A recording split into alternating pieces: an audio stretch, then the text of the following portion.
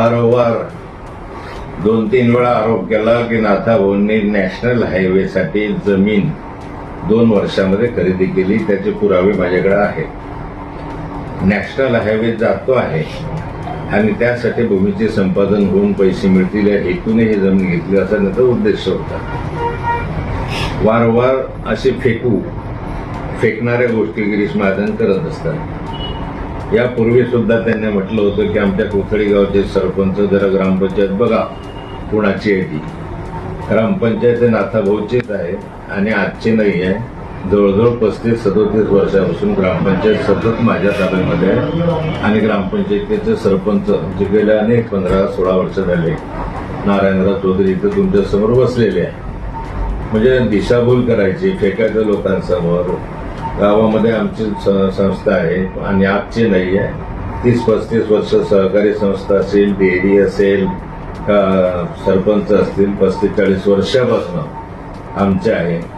या भागामध्ये त्यांनी सांगितलं मागच्या कालखंडामध्ये की मंदाकिनी खडसे यांना जेलमध्ये जाण्यापासून आम्ही थांबवलं, नाही तर जेलमध्ये गेले असत्या. याची गोष्ट म्हणजे इतका फेकतो, खोटा बोलतो. मला आणि मंदाकिनी खडसे या दोघांनाही सुप्रीम कोर्टानं जामीन दिलेला आहे. यांचा दुरान्वय संबंध नाही आहे. हे उलट आम्हाला दोघांना तुरुंगात पाठवण्यासाठी जंग पछाडले, पण शेवटी यांना काहीच होऊ शकलं नाही.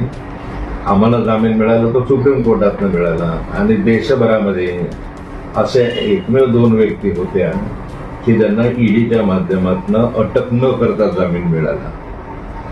म्हणून यांची जीवावर त्या कालखंडामध्ये आली होती. आणि अशा तऱ्हेनं दिशाभूल करणारं वक्तव्य सातत्याने करणं, प्रत्येक वेळी काहीतरी सांगत राहणं, माझ्याकडे असं आहे, माझ्याकडे तसं आहे, असं आहे तर सांगत होतं ना. कुणा अडवलं कोणी? असं आयुष्यामध्ये आम्ही कोणतीही चूक केलेली नाही आणि त्यामुळे मला कुठली भीती नाही की असं आहे तसं आहे. परंतु संभ्रम पसरवायचा हे आहे. माझ्या खडसे कुटुंबीयाकडे 1950च्याही आधीपासून जवळपास 125 एकर जमीन होती आणि माझ्या नावावर जमीन जी आहे ती 1959 पासून आहे. मी 7 वर्षाचा असताना जे उतारे माझ्याकडे आहे देतो तुम्हाला उतारे. 1959ला 7/12चा उतारा हा माझ्या नावाचा आहे. ज्यावेळेस मी अज्ञानपालन म्हणून माझे वडील लागले आणि मी त्यावेळेस फक्त 7 वर्षाचा होतो.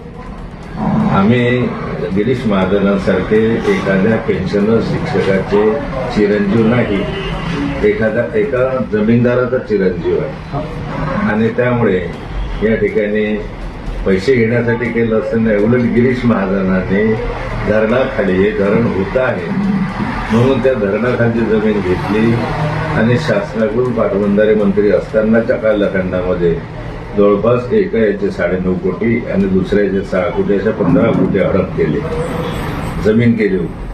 सरकारी त्यावेळेस मंत्री असताना आपल्या सत्तेचा दुरुपयोग केला आणि त्या माध्यमातून त्यांनी सांगावं खरं आहे का खोटं आहे, कुठली जमीन होती. नाही तर त्याच्या वडिलांची किंवा ह्याच्या नावावर जमीन आधी होती का? धरण होत आहे. मी धरणं मंजुरी केली जामनेर तालुक्यामध्ये आणि त्या कालखंडामध्ये मला माहिती होतं की धरणं आहेत. मी भूमिपूजन केले.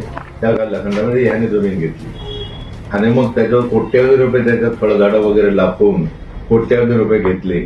ही वस्तुस्थिती आहे. सत्य असं चौकशी करावी या गोष्टीची.